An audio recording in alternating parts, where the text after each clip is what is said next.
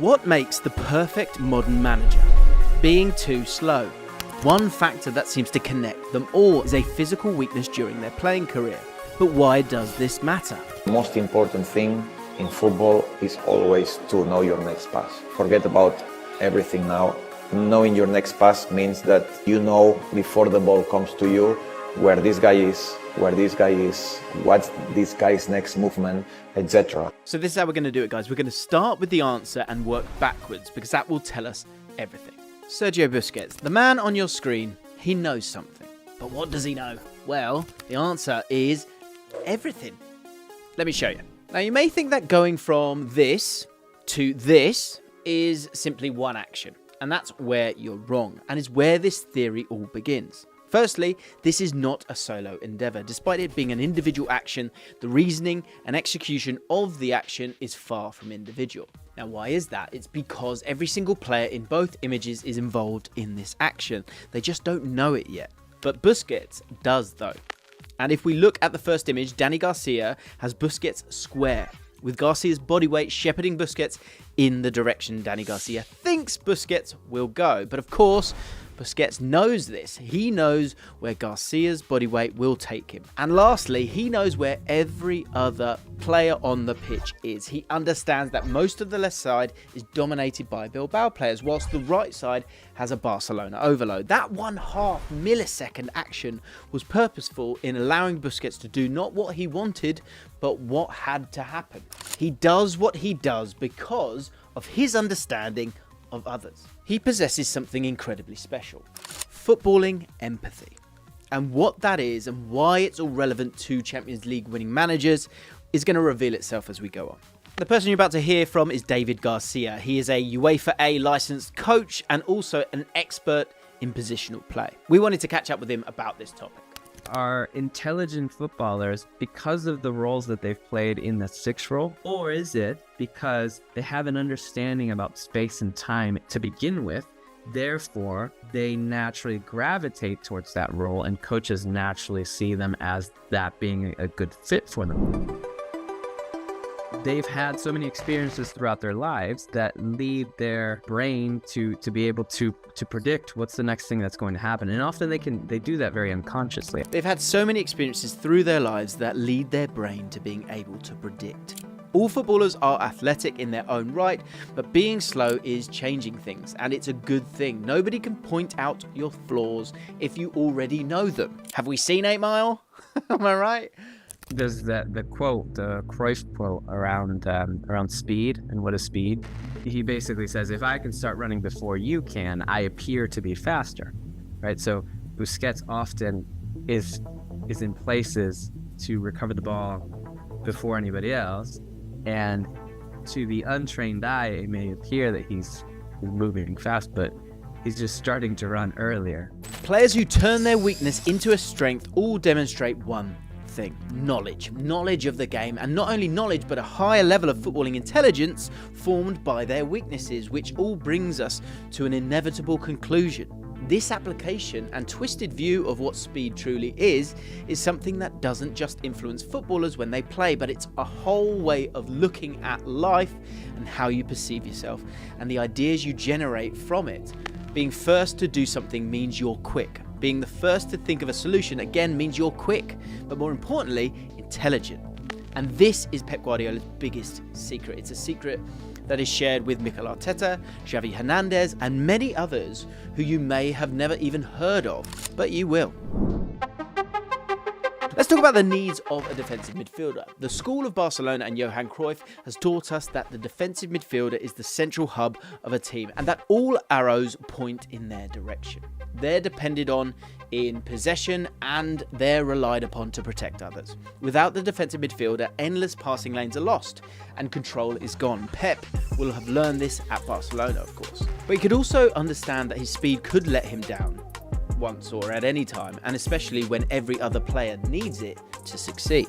That strength therefore becoming a weakness at times. Away from possession and in terms of controlling within matches, defensive midfielders have the most dirty work out of anyone on the pitch and often find themselves in different areas that a defensive midfielder isn't synonymous with. But it all points back to that one phrase: footballing empathy, the compassion to understand what your teammates need from you and the astute ability to be able to action it as a sixth sense. Your role is to help others, both in and out of possession.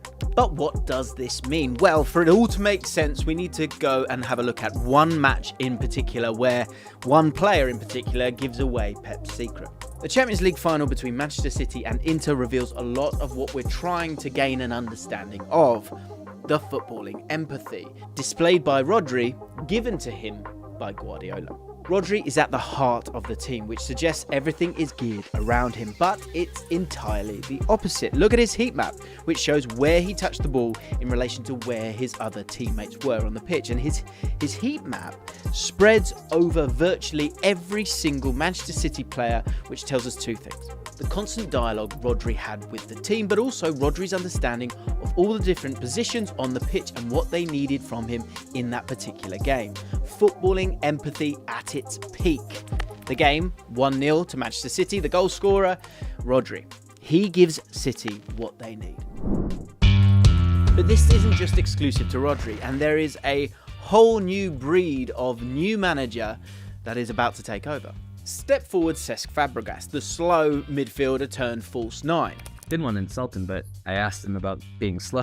I said, was it difficult for you to play as a striker, as the 9, being slower than other players? And he said it wasn't, because he felt like he was able to anticipate. Fabregas playing as a false 9 shouldn't have any correlation between Rodri's more defensive role for Man City, but the same principles apply here. Being slow is not a weakness. If used properly, it could go on to form the greatest managers that we are yet to even see. Fabregas, by the way, has just signed as the manager of Como in Italy. Keep an eye on that. So who are the players that this doesn't apply to? Now, before we talk about the success stories, we need to take a look at some managers who fit this model but are ultimately yet to succeed as managers and may never do so. Firstly, Andrea Pirlo, a slow, technically brilliant defensive midfielder who was world-class in the same way that Xavi was world-class, but one factor has let him down and may continue to haunt him for the rest of his managerial career. Pirlo was lucky enough to always be surrounded with midfield dominators or enforcers such as Gattuso at Milan, Vidal at Juventus, or De Rossi with the national team, meaning that he may never have needed to adapt or learn anything new because of the insurance afforded to him by these bruisers. Steven Gerrard is another example. He was let down by his own quality. He was never known as a slow defensive midfielder until the latter stages of his career. Years of Gerrard's career that weren't formative. You know, in his prime, he was a dominant box-to-box midfielder that could do it on his own at will as much as he possibly could. He loved that role. And whilst that's good, it doesn't lead you down the road of footballing empathy. And is this even something that can be taught to begin with? So it's almost, in a weird way, it's almost like nature versus nurture. Do they have a natural ability, or can you nurture that ability? There is this battle between nature and nurture when it comes to being an impressive football mind. Not being able to develop this in your formative years means that you may be at a significant disadvantage in your managerial career. One of the things that I and many others try to steer away from is pigeonholing players very young into specific positions because of that, what you could call like football empathy. Like they'll lose all of the richness that you could get from playing a different position and then understanding what his teammates go through to try to get him the ball. Because like in football, being able to survey and have a very quick vision, the same goes for managing. If you have that vision and clarity and understanding of everything in a split second, that's going to allow you to have a better vision and make quicker and smarter decisions in game. Which is probably one of the reasons that many of the top managers are, in fact, have played in that role. So who are some managers who fit this mold? Well, Pep Guardiola, Mikel Arteta, Didier Deschamps, Xabi Alonso, Thiago Motta, all of these managers share one thing in common. The footballing empathy not only gave them understanding of their teammates, but also a holistic understanding of the game of football, making them the best teachers in world football. The one thing that I desperately want you to take away from this video is that weaknesses becoming a strength, well, it far outweighs the flaws in your game or in your mind or in your life.